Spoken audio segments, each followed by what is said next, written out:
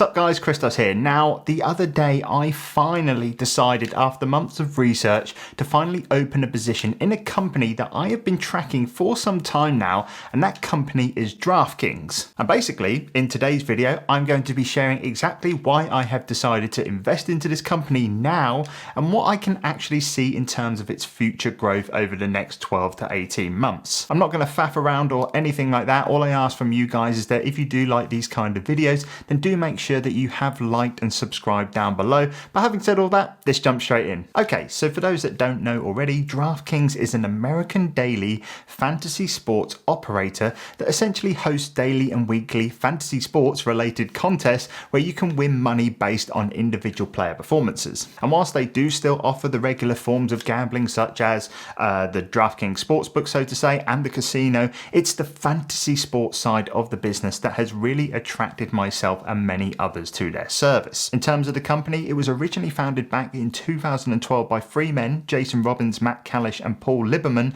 However, it only actually went public on the stock market in April 2020 via a special purpose acquisition company, also known as a SPAC. The stock currently sits within the NASDAQ exchange. It has a market cap of $36.84 billion and it currently has a stock price of $46.11 on the date of recording this video. So that's some basics about the stock. Let's now actually dive into why I'm feeling positive about this company and why I'm going to be investing into it a lot more in the future. And I guess the best place to start is with the financials. And let's kick things off with its current price. And as you can see, just like a lot of companies that I have picked up recently, this once again is a stock that has been completely beaten down over the past couple of months. As you can see here, the stock is currently down 16.85%, with almost 10% of that coming from the past month alone. Now, the reason why I'm looking at this in a good way is that there hasn't really been anything from the company's point of view that has pointed towards a drop of this magnitude in the stock price. Where I think most of this sell-off has actually come from was from around September time, where we had the whole Evergrande situation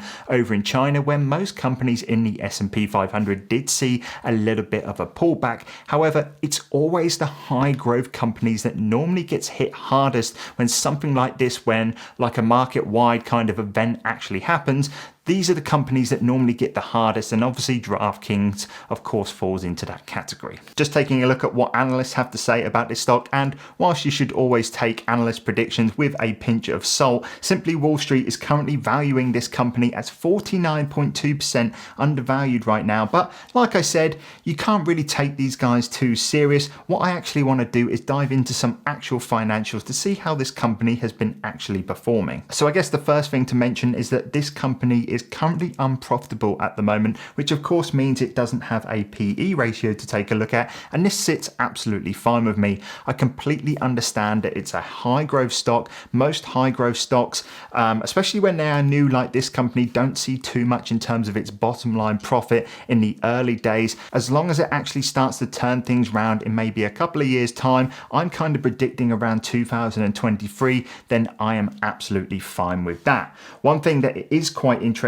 however, is that if we take a look at the past earnings chart, what we can see is that in March 2021, with our earnings, which is the teal colored line by the way, we hit almost like this reverse point where the earnings have actually started to potentially rotate closer to that break even mark. So this is going to be one thing that is going to be very interesting in the upcoming earnings calls in about 2 weeks time. So make sure you stay tuned for that, and of course subscribe, because I'm likely going to be doing an update when they come out as well. But overall, taking a look at it from a bird's eye point of view in terms of its financials, things are looking pretty promising in my opinion. Yes, there is quite a large chunk of debt there, but this is likely at the cost of some of the acquisitions that they have made earlier in the year, with one of the main notable ones being Golden Nugget Online for $1.56 billion. Now, this one hasn't actually officially gone through, and I haven't actually looked at how much money has actually gone into this yet, but just taking a look at things, the assets for the short short term completely outweigh their liabilities, and if revenue continues to impress, I think the bigger picture is going to become a lot clearer over the next 2 to 3 years. Which now leads me to actually talking about the future prospects of this company over the next coming years and what I think could really be in store during this time period. And I want to start things off by actually talking about the future of gambling in the United States. Now, for those watching this video that's based in the UK, you may or may not know that over the past couple decades or so, gambling in the United States has pretty much been non-existent, apart from a couple of states, which of course Las Vegas or Nevada, let's say, being one of them. However, on the 14th of May 2018, the Supreme Court actually struck down an existing federal law that prevented people from betting on sports events, which has now actually paved the way for states to essentially legalize gambling as and when they wish. Now, of course, with DraftKings being an American company and with sports boasting a $1 trillion market, this can only be good news for the adoption of new users onto the DraftKings platform. If we actually just take a look at this map here, this actually shows the gambling legalization status across America, and as we can see, there are already some nice areas of green on the map, which means it's already been legalized in these states. But the interesting thing to me is all of the orange, which represents all the states with current applications, and as you can see, there is quite a lot in there. And this chart was actually posted back in December of 2020, and I haven't really gone to the lengths of finding an updated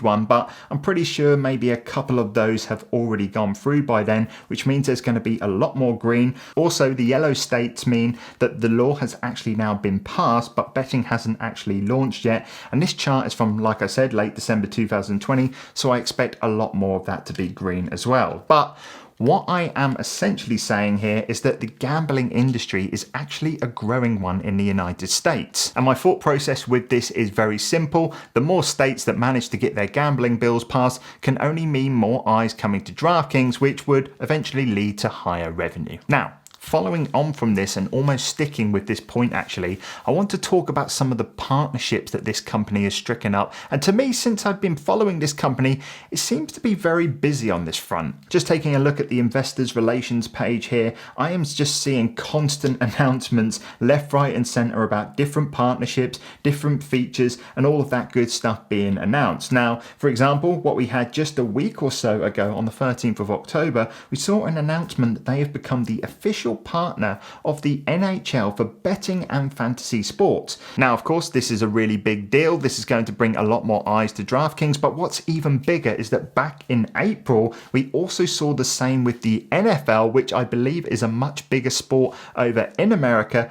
And alongside so many other announcements as well, and this can only be good in terms of getting more eyes on the DraftKings platform. And just talking about this page, one thing that I actually really like about this company is that they really like to keep their investors in the loop at all times. Now, there are some other companies that I am currently invested into where I kind of feel like I'm left in the dark sometimes and I'm only going to get a clearer picture during its quarterly earnings calls. But with DraftKings, I feel like I'm fully up to date with the company's every move. And from an investor's point of view, this makes me feel really good. Another good example here is where they just announced that another state is now launched with DraftKings, just like we were talking about with the legalization. But it's just the small updates like this that can easily slip under the radar of an investor like myself that is concentrating on other things. I think that's a really big positive from my point of view. But just to summarize this point, when you combine a general opening up of American gambling laws and at the same time the company acquiring exclusive partnerships with the leading leagues, this can only benefit its market dominance going forward and will only mean good things for the stock in my opinion. Now, moving on to the final thing to talk about, and that is the recent launch of its NFT Marketplace. And I think this one could be, in long term, one of the best moves this company has ever made. Now, I'm not going to get into NFTs in this video, but basically what this marketplace now offers is the opportunity to buy, sell, and trade digital assets across sports and entertainment. To do this, you will need an existing DraftKings account, which of course is going to bring more users onto the platform. And this is actually a move that some of the big players in the crypto space like Binance and Coinbase are only now just getting into. But when it comes to talking about why this is good for the stock, I've got 3 reasons.